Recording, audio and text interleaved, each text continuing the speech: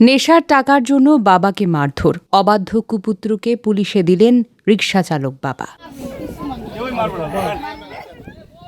মাদকাসক্ত জীবন মানে একটি অর্থহীন জীবন, যা নিজের পাশাপাশি পিতা, মাতা, পরিবার ও সমাজের জন্য বয়ে আনে অভিশপ্ত এক যন্ত্রণাদায়ক অধ্যায়।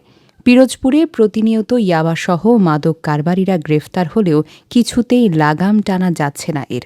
এবার মাদকাসক্ত ছেলের নির্মম অত্যাচার ও মারধর সইতে না পেরে নিজের সন্তানকে পুলিশের হাতে ধরিয়ে দিয়েছেন এক অসহায় রিকশাচালক বাবা। দৈনিক আমার পিরোজপুরের প্রতিবেদক মেহেদি হাসানের প্রতিবেদনে দেখুন বিস্তারিত। মালের ব্যবসা আরো আছে স্যার, ও এখনো গাঁজা বেচতে আছে মনে যায়। দেখেন স্যার, মাদকের মরণ নেশা কিভাবে একটি পরিবারকে ধ্বংসের মুখে ঠেলে দেয় তাকে এক নির্মম উদাহরণ হয়ে দাঁড়ালো পিরোজপুরের নাজিরপুর উপজেলার আমতলা গ্রামে, যেখানে নিজের ঔরসজাত সন্তানকে পুলিশে ধরিয়ে দিতে বাধ্য হয়েছেন এক জন্মদাতা পিতা। গ্রেফতারকৃত যুবকের নাম মোহাম্মদ রবিউল ওরফে বাবলা ফকির। সে আমতলা গ্রামের দিনমজুর ও রিকশাচালক আরশেদ ফকিরের ছেলে।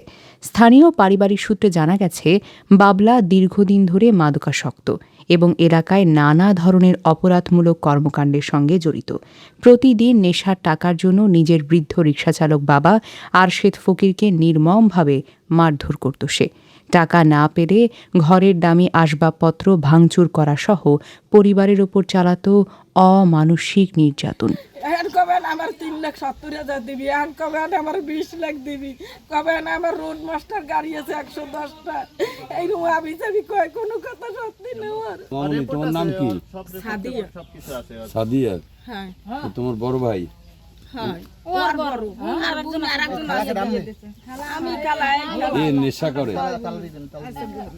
করে নেশা করে তোমাদের উপরে?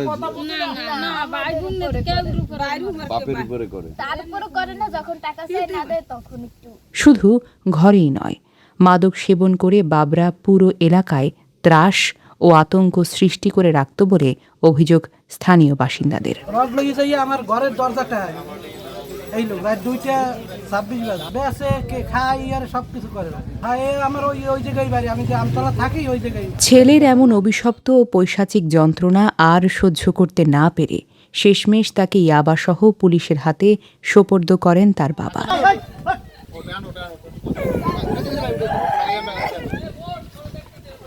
এদিকে বাবলা গ্রেফতারের পর নাজিরপুর থানা পুলিশের প্রাথমিক জিজ্ঞাসাবাদে এলাকায় মাদক সাপ্লাইয়ের সাথে জড়িত বেশ কয়েকজন মূল মাদক কারবারির নাম প্রকাশ হয়েছে।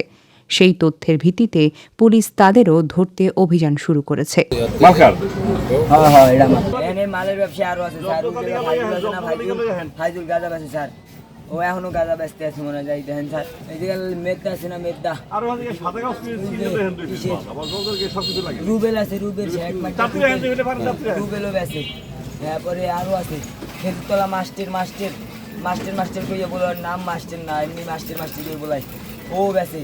তারপরে আরো আছে। স্থানীয় সচেতন মহলের দাবি, শুধু খুচরা মাদকসেবী নয়, সর্ষের ভেতর লুকিয়ে থাকা ভূত ও নেপথ্যের মূল হোতাদের দ্রুত আইনের আওতায় এনে নাজিরপুরকে মাদকমুক্ত করা হোক। আপনারা জানেন, আমাদের জেলার মাননীয় পুলিশ সুপারের নির্দেশনায় বিশেষ মাদকের বিরুদ্ধে বিশেষ অভিযান চলমান আছে।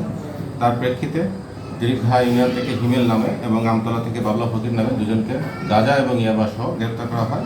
তাদের বিরুদ্ধে মাদক দ্রব্য নিয়ন্ত্রণ আইনে নিয়মিত মামলা রুজু হয়েছে এবং বিজ্ঞ আদালতে প্রেরণ করা হয়েছে।